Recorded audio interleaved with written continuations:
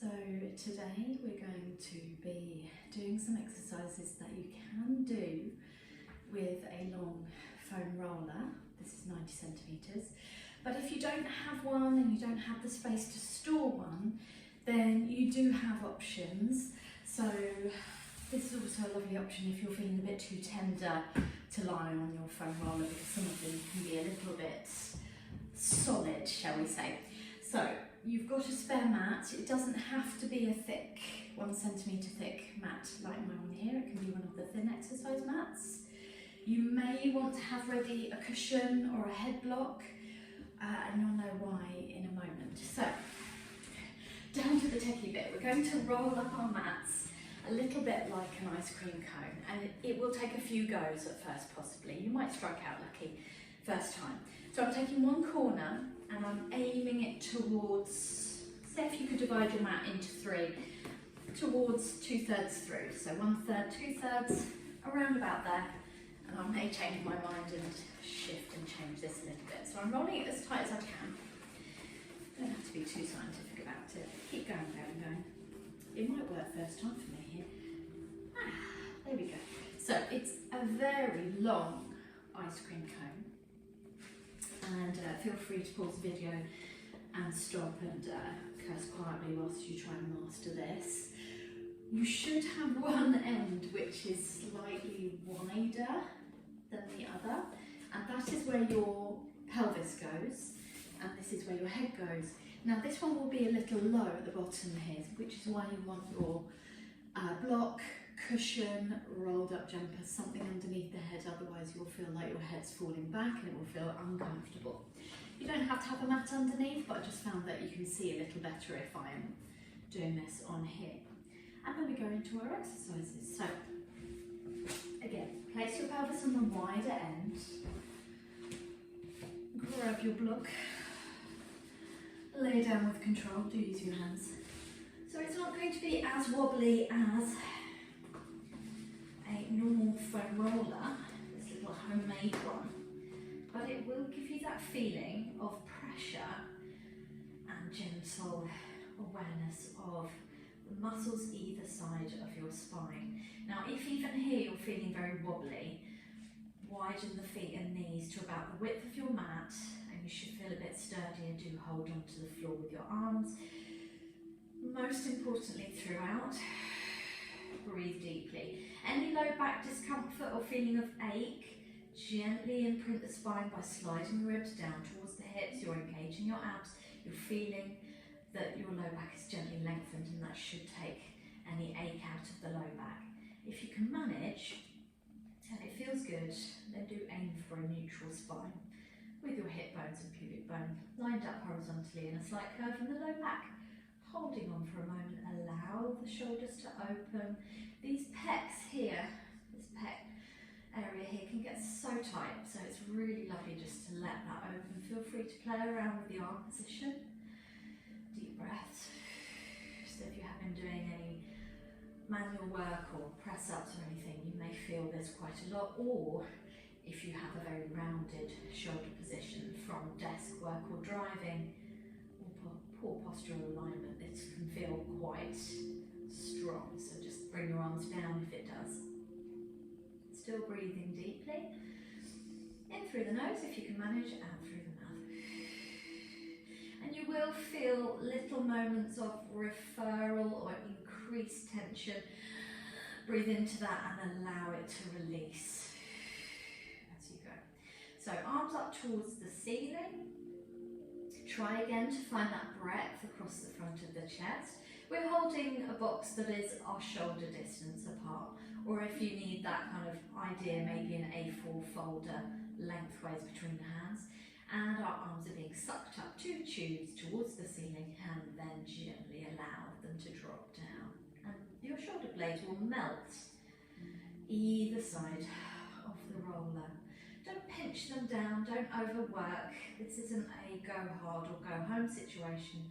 This is gentle, easy, mindful movement, just easing out any tension in the body. Easy breath, just use the breath to support yourself. Okay, so So when we've done that one, we're going to test our rib to hip connection. It's particularly good if you tend to arch the back or lift the rib cage off when you lift the arms overhead. So we're reaching the thumbs towards the floor behind us. Inhale, exhale, return. Inhale, reach. You may or may not touch the floor depending on how tight you're feeling today. And every day is a different day.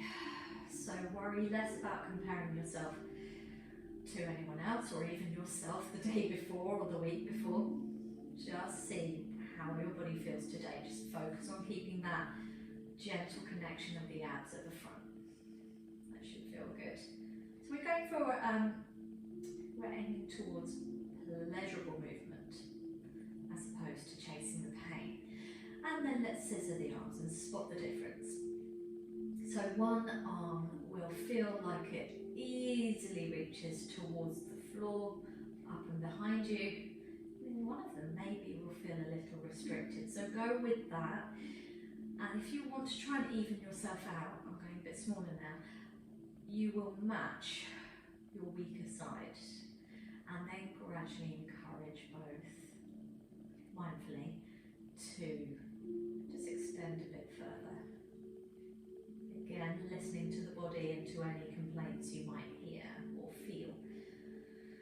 Good. Lovely arm circle. So inhale back, exhale, finish the circle. So start small, could even be up here, and go bigger as you feel that you're not causing pain, discomfort, overstretching, pinching, feeling anywhere. If there's a lot of crunching and scrunching going on, you will want to make this circle smaller, change direction. So there's no restriction on how many you should do really, just try to find that sweet spot where you're getting a gentle stretch and yet you still feel safe and you are in control. Okay, so that was about 5 in one direction and 5 in the other. My favourite bit, give yourself a hug. Mean it, like you mean it, really hug yourself. Deep breath in and release out to the side. And the other way, deep breath in. Now, you can choose whether to release the arms out directly to the sides into a kind of a T shape, a human T, or whether on your next one, if you're feeling well and not overstretched, go into what I like to think of as a human fork shape. So you're in a don't shoot position, deep breath in, and then release. That's stronger, that stretch, you'll feel it. But you can play around with what makes it more manageable. Ideally, eventually we'll get the backs of the wrists, the hands, and the forearms on the floor. Feel free to stretch and breathe into this, but if it becomes too much, tighten those tummy muscles and bring everything back. So again, we're not forcing ourselves into a place that's painful and will end up with you potentially injuring yourself or just feeling horrendous about the whole experience. We're just gently seeing what feels good to you today.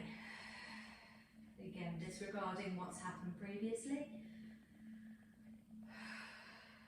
Easy breaths. Good. Bring everything back down. So that was your shoulder focused foam roller or homemade foam roller experience. It does feel quite different when you're using a real roller because you will have to manage the micro wobbles that happen there. This one is a little safer, feels a little safer for people who are feeling a bit nervy and aggravated. To be fair, if you are feeling like that, you probably don't need to be doing this right now.